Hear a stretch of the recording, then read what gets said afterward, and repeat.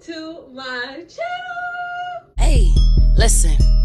Passion, I couldn't do it alone without asking. I am the head of the wave like the captain. Gotta be real with myself, healing myself. I know my decisions got actions. Post on the gram and they think that I'm bragging.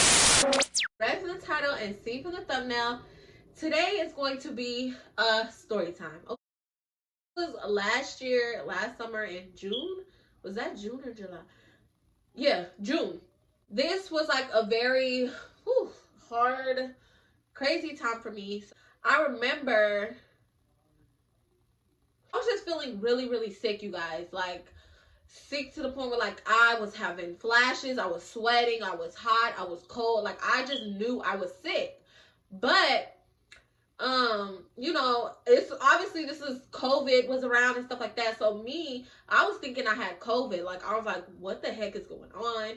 But it just didn't seem like normal. Like, it was to the extreme. So me not feeling well and me trying to, like, tend to her, it was really, really difficult. So I called my mom up or whatever, and she had came by and was just trying to, like, you know, help me, because I just wasn't, like, I was not able to tend to my daughter. It was just crazy. I was like, I need to go to the hospital. Like, I just knew I needed to go to the hospital. Like, whatever it was, I just need to figure out what the heck was going on. And she came and, you know, she took my daughter back to her house. She watched my daughter for that night. Because I was like, okay, I'm just gonna go to the hospital. So I went to the hospital. I went to the hospital by myself, and then eventually my boyfriend had came, and, you know, I was just like, what the heck is going on? They tested me for COVID. My test came back negative. And they're like, okay, well, obviously, you know, I was throwing up, you guys. Actually, no, I skipped a part. Before I even went to the hospital, I came over and he was just like tending to me and stuff. I was throwing up like everywhere. And when I tell you guys, I could not stop throwing up. I was throwing up. I fell out a couple times. Like, I laid literally on the bathroom floor and I was like, I can't get up. I can't move. Like, I don't know what's going on. We realized it's like, okay, let's just go to the hospital. So I went to the emergency room.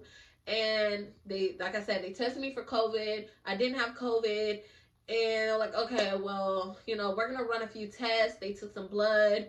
They did some x-rays. And in the hospital, I was starting to feel like a little bit better. I was like, okay, you know, like maybe I was just sick. Maybe I ate something wrong, or I don't know. So the doctor came into the room and he was like, we're going to have to admit you into the hospital. And I was like, what? It seemed like it was it was serious, but I was just like really scared because like, I didn't even know like what was wrong with me or like what was going on. But he was just like, you just have to be. My mom, I told her what was going on. I was like, yeah, they're about to admit me into the hospital. So like, I didn't even know what to do as far as like my daughter and stuff like that. So I was trying to like figure that all out at the same time. But, you know, she's just like, well, I got her, you know, everything's fine, blah, blah, blah. Just keep me updated. So, yeah, so it reached a point where I was just like, wow, like, what the heck? Like, I was missing a piece of, everybody's born with it, but for some reason, I wasn't born with one. And they had to remove my gallbladder, and I was like, I didn't even know what the hell it was talking about. I was like, how long am I? As soon as they said that I was about to be admitted, I started feeling sick again. Like, I just was not feeling it. I wasn't throwing up anymore, but I was just, like, really, really hot on an IV, and they took me up to the room. And they explained to me that I was going to have to get surgery so that my gallbladder could be removed. They kind of explained the process, the reason why I had to get it removed, things like that. And yeah, so I was like, okay. I called my mom. I was like, Mom, this is what's going on, blah, blah, blah, blah, blah, blah, blah. Like, I literally had no idea, like, like that I didn't have that piece of bone or whatever they were saying that I didn't have. I had no idea. So I was just like, okay, this is weird. Yeah, so as soon as like the doctor was like, okay, we're admitting you and then we're gonna get you straight into the operating room, I was like, wait, what? Run that back. Like, he was just so quick about it. And that's what really made me nervous, because he made it seem as though like it was an emergency. Like, we gotta get this, like, emergency surgery is basically what he was saying. He's like, the quicker we can get your surgery started, the quicker you can heal and the quicker you can go home. So the whole situation with my daughter, I was like very frustrated because like I didn't want to be away from my daughter, and what was going on behind the scenes with my daughter and her dad and my mom, and it was just a lot going on that day, and I just didn't like it because I was in the hospital, I was sick, and I just felt like at that time I'm gonna keep it real with you guys. At that time, I feel like nobody was respecting what I was going through because everybody else was worried about like themselves, or a lot of like commotion going on when I was at the hospital, and it really was stressing me out. Like, you know, anxiety and things like that. But it's gotten a lot better than how it used to be. But like, I would be tingling. It was just a lot of like things that I would feel going on, and I feel like a lot of it had to do with stress. And when I was at the hospital, I felt as though me at that time, because everybody else was worried about what they had going on. So I'm gonna get to that, but I'm gonna get to that part in a little bit. The doctor's like, oh yeah, we're about to, you know, you're going into surgery in like an hour or so. So I called my mom. You know, she was kind of freaking out, but she's like, what? Like, cause like this is just random as hell. Like I didn't even know I was sick. I didn't even know any of this was going on. My boyfriend he was there until like, I want to say hours later.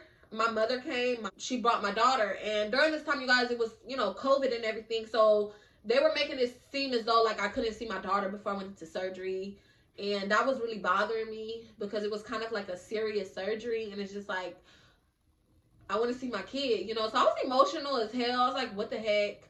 And one of the nurses, she like, you know, she kind of adjusted things so that my daughter could come in the room and see me. I mean, it was really, really bad. And this room is the room that you are in before they reel you out into the operating room.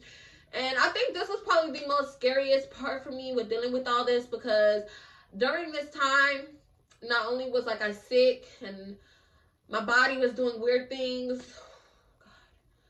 just mentally just not there, you know, like my mind was not there, and I had to really straighten, get it together, because it's like, Bri, you're about to go into surgery. Like, you need to stop worrying about everything else on the outside and focus on your health. And shout out to one of the nurses, because it was a nurse that I spoke to like after everything, and she was really, really sweet. Like, she had like a heart to heart with me and everything like that, because of everything that corresponded before I even went into surgery. She kind of was, you know, hearing everything that was going on and stuff like that.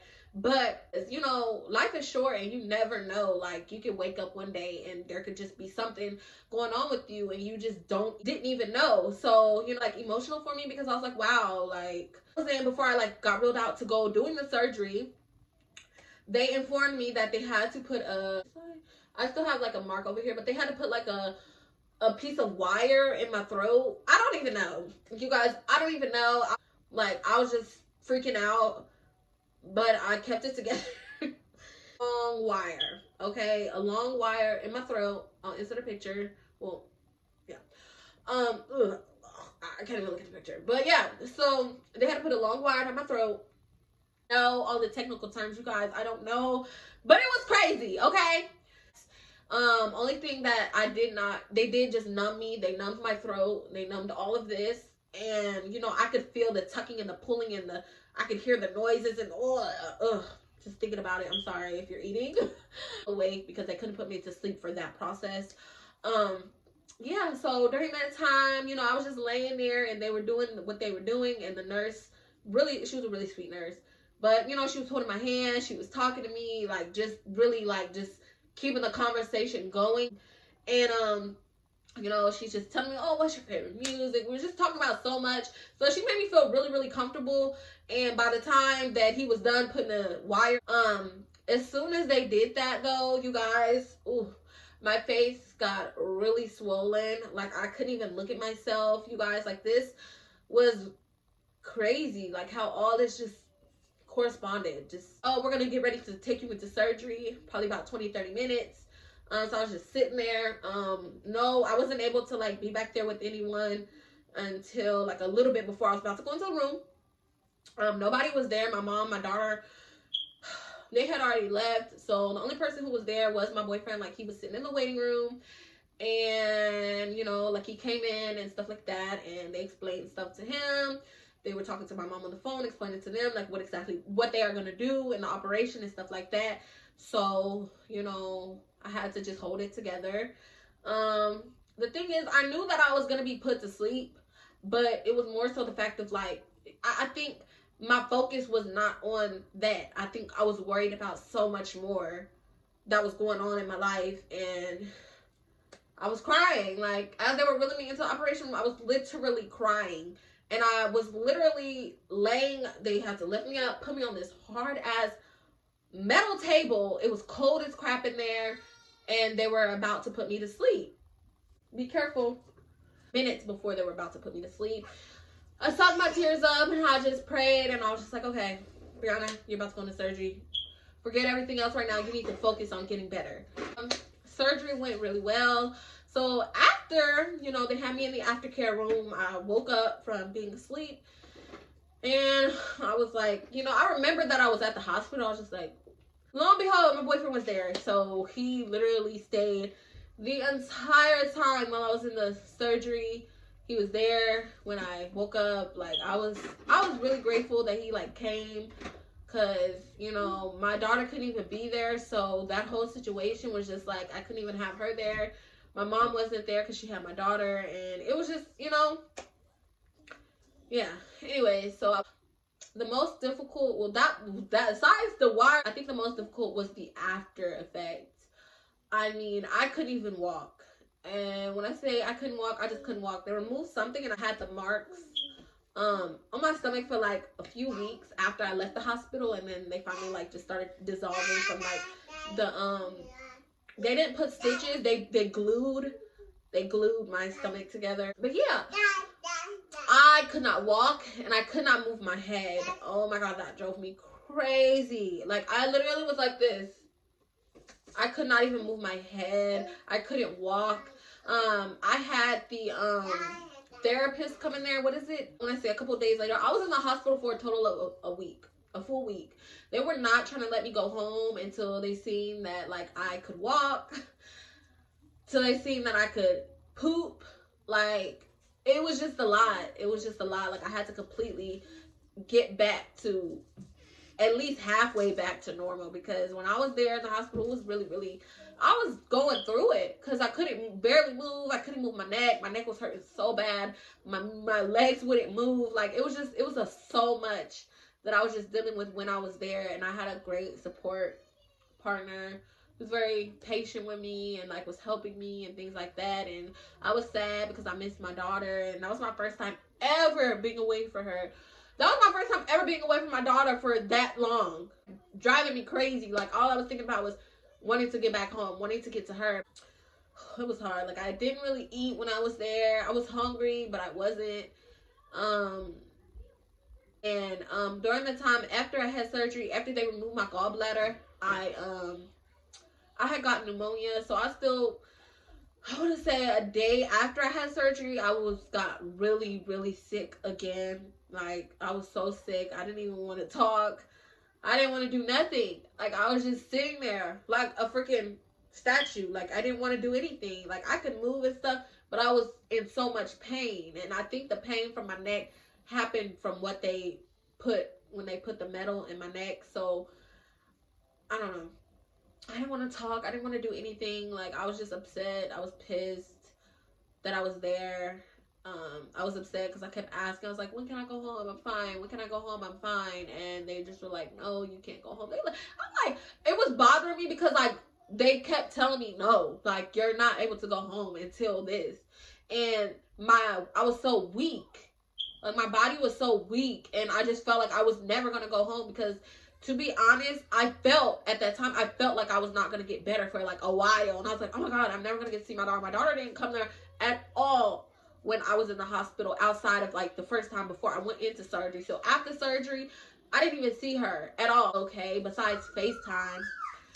When she eventually got to father's house, I was just like, okay. Like, I just felt like I was not going to leave for a long time. Like, I feel like, I don't know. It just seems like during that time, like, the nurses and stuff was being very insensitive. Like, I don't know. And I think it was me, a little bit of me, because I was so anxious to get home. I was so anxious to just go home. And, you know, like 2-3 days, I'm trying to get my walk back. And by the time that I actually was released, by the time I was able to go back home from the hospital, I still wasn't walking that well. Like, I went home with a walker, and I just wasn't able to walk. Like, I was like, how am I gonna hold my daughter? What am I gonna do? Like, I felt like I was not gonna be able to walk normal ever again. And I don't know what happened to, like, why did that even happen, but it did. The story on when I was admitted to the hospital and I had surgery for getting my gallbladder removed. And you know, it was a lot, but I'm blessed and happy that everything went good. Everything went okay as far as like the surgery part. Now, everything that corresponded before I went to surgery, I don't know. I didn't like that. I didn't like that at all. Like, I was very, very upset with people were really acting like that. And I was sick. Like, nobody could put their bullshit aside for one moment. I don't know. It really bothered me. I had my surgery, of course, the aftercare and stuff like that, medicine. I just wanted to share that story with you guys because really even talked about it. If you guys enjoyed this video, hope you guys enjoyed this story time. Stay tuned for more content. Make sure you like, comment, and subscribe if you are new to my channel. See you.